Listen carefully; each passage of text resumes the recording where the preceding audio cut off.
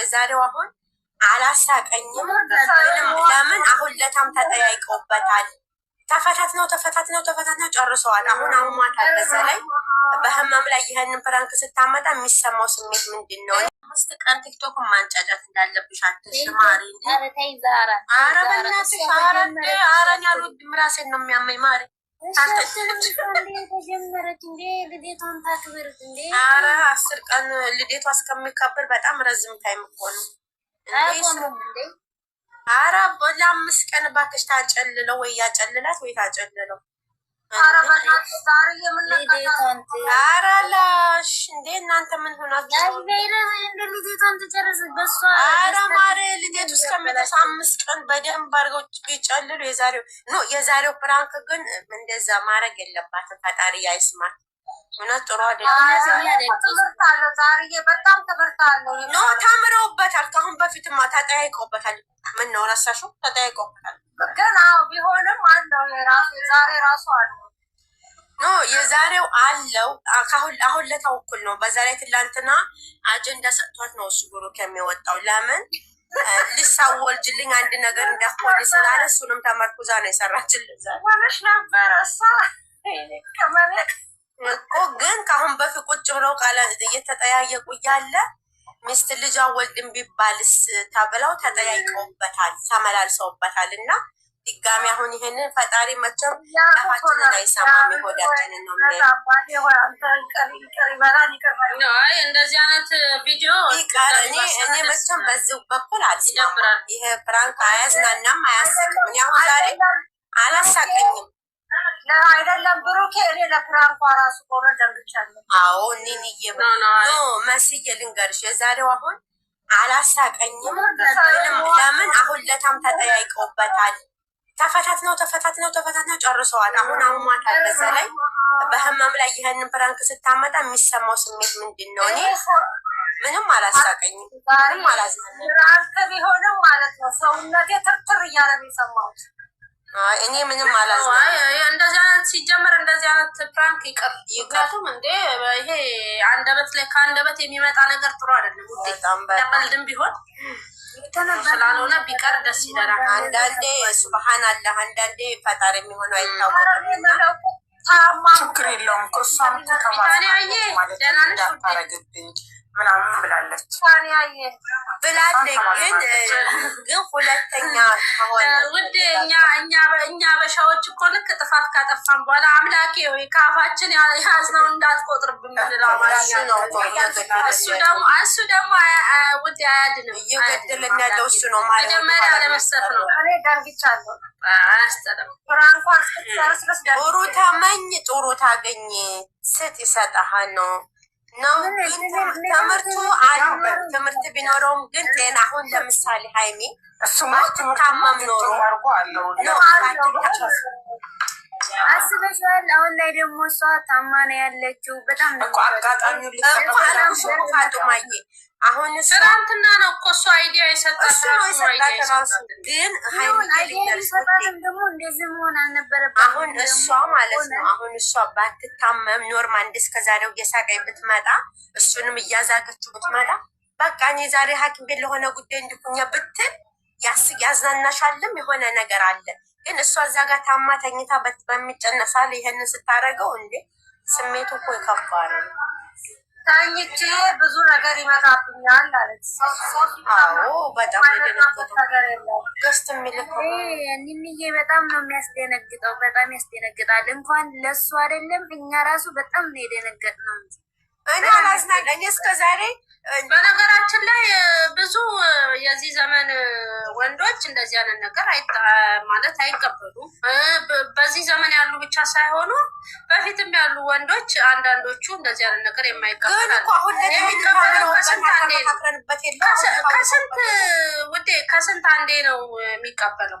የትኛውም ወንድ ከስንት አንዴ ነው እንዴ እንዴት ልጅ ሳይኖረኝ ከአንቺ ጋር ኖራለሁ የሚል ወንድ አለ። ዋርኒንግ ኪፕ ዩ ላይፍ ኢንተርኔት ካሜራ እና ካሜራ ኦን አይደል እንዴ ደነስ ሲያስጠላ። ዋርኒንግ ተሰጠ። ያንቺም ዋርኒንግ ሰጠሽ እባክሽ ሆነች ካሜራ አብሬ ይለኛል። ከዚህ በላይ ክፍት ነው ካሜራው። እኔን አሳይ እኮ ነው። እኔን ራሴ ፊቴን አሳይ። የሰው ፎቶ ለጥፍ ማሪ ለጥፍ የኔን ፎቶ ለጥፍ እንትን አፍቅራይ ነው የሚመስለው እኮ አፍቅራይ ነው የሚመስለው ማሪ እኮ የኔን ፎቶ ለጥፍ እንደዛ። እኔም ዛሬ እኮ እንደዛ ነው ያለ። በጣም ግንቱ ኔኒ ትገቢያለሽ አትገቢም? ቆይ 4 ነጥብ አልገባም ብላ በዚህ አይነት ነገር እንደዚህ አይነት ነገሮች ከስንት አንዱ ነው ወንድ የሚቀበለው እንጂ ብዙ ወንዶች አይቀበሉም። ምክንያቱም ቤተሰብ ራሱ አንዳንድ ቤተሰብ ራሱ ጫና ያደርጋል፣ በእንደዚህ አይነት ነገር ጫና ያደርጋል። ምክንያቱም ልጅ ሳይኖር ከእሷ ጋር ምን ልትሰራ ነው የምትኖረው የሚል ቤተሰብ አለ። እንደዚህ አይነት ቤተሰብ ግን ወንዱ ደግሞ ጠንካራ ከሆነ ወንዱ ጠንካራ ከሆነ አልፎ ከሚያፈቅረው ሰው ጋር ይኖራል። ግን አብዛኛው ጊዜ እንደዚህ በቤተሰብ ተገዝቶ ፍቺ ብዙ ይፈጸማሉ። በጣም ብዙ ፍቺዎች ይፈጸማሉ በእንደዚህ አይነት ነገር ማለት ነው። እና ይሄ ነው አሁን ሊያሳውቁት ልታሳውቅ የፈለገችው ልታስተምር የፈለገችው ግን በሆነ በሌላ ነገር እኔ ደነግጣለሁ። ልጅ አይፈትንሽ የፈለገ ጠንካራ ወንድ ቢሆን ማለት ነው በጣም ይፈተንበታል። ውጤ ይፈተንበታል ከሚገባ መሰለናለሁ። ልንገርሽማ ውጤ የሆነች ልጅ ነበረ እዚህ እኔ የምሰራበት ያለሁበት ሀገር እና ለብዙ አመት ተራርቀው ነው የኖሩት። እውነቴን ነው ቁም ነገር ሀይሚ። ከዛ ባሏ እዛው ኢትዮጵያ ነው። እሷ ግን ሴት ልጅ ከሌላ የወለደች ነበረች። ከሌላ ወልዳ ያንን ፈታ ነው ይሄንን አዲስ ባሏን አግብታ ለ6 አመት ያህል እኔ ያለሁበት ሀገር ተቀምጣለች። ግን በዛም መካከል የባልየው ቤተሰቦች ምን ይሉታል መሰለሽ? እሷ እኮ ልጅ አላት፣ አረብ ሀገር ሄዳ ቀልጣ የቀረችው እኮ ልጅ አላት፣ የስሟ መጠሪያ አንተ ምን አለህ እያሉ ማለት ነው። ቁም ስቃውን አሳጡት። እሱ አይነው ገብቶኛል። እሱ ደግሞ እየደወለ ሚስቱን አትመጭም ወይ? እኔ ቤተሰብ ጫና እያረገብኝ ጓደኞች ወልደው አንቺ እኮ ልክ ጓደኞች ቤተሰቦቹ የሚሉት በሙሉ ለሚስቱ መናገር ጀመረ። ከዛ በኋላ እንዲሁም ምን አላት? እሱ ቦታ ላይ ቤት ሰርታ ምናምን ልጇን ግን ያኖረቻት የመጀመሪያ ልጇ ከማን ጋር ናት? ከእናቷ ጋር ናት። እሷ ግን ከእሱ ጋር ህይወት መስርታ ቤት እየሰራች ነው አይደል? አረብ ሀገር በምትሰራበት። ከዛ በኋላ ምንድን ሆነ? እሱም መጨረሻ ላይ አልመጣም ትንሽ ለስራ ስትለው እንግዳስ አላት፣ ነይ ቶሎ ወይ ውክልና አድርጊ ንብረትሽን ክፈይ፣ እኔ አግብቼ መውለድ አለብኝ። አንቺ የስምሽ መጠሪያ ልጅ ስላለሽ እሱ ብትቆይም እድሜሽን ብትፈጅም፣ እኔ ግን ደግሞ ቤተሰቦችን ልጅ ውለድ እየተባልኩ ነው፣ ጓደኞችም ደግሞ እያቾፉብኝ ሙድ እየያዙብኝ ነው ብሎ ፈላበት ማለት ነው። እሷም ደግሞ ያን ሁሉ ንብረት አፍርታለች። እሷ እኮ አትወልድም፣ አረጀች፣ አረብ ሀገር ኖረች፣ ብሯን ፈጀች ምናምን እየተባለ እሷም ትሰደባለች፣ ትረገጣለች። ሁሉም ይብቃይ ብላ እፈታሻለሁ እና የንብረትሽን ከፋይ ስትባል ብድግ ብላ አገሯ ገባይ። አገር የገባችው ግን ምንድን ነው? ንብረት ልትከፍል ነበረ፣ ተመልሳ ልትመጣ ነበር። የእህል ውሃ ነገር ግን ከስንት መከራ በኋላ ከአረብ ሀገር ሄዳ ከ2 አመት በኋላ በስንት መከራ ጸበል ሄዳ ሐኪም ቤት ሄዳ ምን ብላ ወለደች። እሱ ግን ወልዶ ነው የጠበቃት፣ አስረግዞ ነው የጠበቃት። ማን ስለገፋፋው? ቤተሰብ ስለገፋፋው፣ ጓደኞቹ ስለገፋፉት። መጀመሪያ ግን ቃል ነበራቸው አይደለም? እጠብቅሻለሁ ብሎ ነበር ቃል የገባው፣ አምኖበት ነበር ያገባል። ለ6 አመት ግን አልታገስ ብሎ አንቺ እኮ ልጅ አለሽ እኔ ነኝ የሌለኝ ብሎ ከሌላ አስረግዞ ጠበቃት። እሷ ስከድ ወለደች፣ እሱም ያቺ ጋር ይኖራል፣ እሷም ሌላ ግታ ወለደች። በቃ ስለዚህ ህይወት እንደዚህ ነው።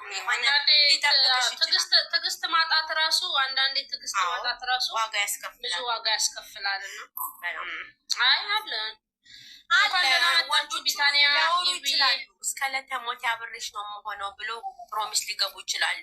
ከ10 ከ20 አመት በኋላ ግን ነገሮቹ እየከበዱ ሲመጡ ይምታታባቸዋል፣ ውሳኔ ላይ ይደርሳል። እንደዚህ ሙሉ ሆኖ ደንግጠናል። ግን ኮሜንቶች ደግሞ እንግዲህ ብዙ ቅሬታ እያቀረቡ አይተናል። እንግዲህ እንለፋቸው፣ ፈጣሪ አንደበታቸው ግን አለምሸት ማምጣት አለባት። በጣም የሚያስደነግጡ ግን እግዚአብሔር ይስጣቸው።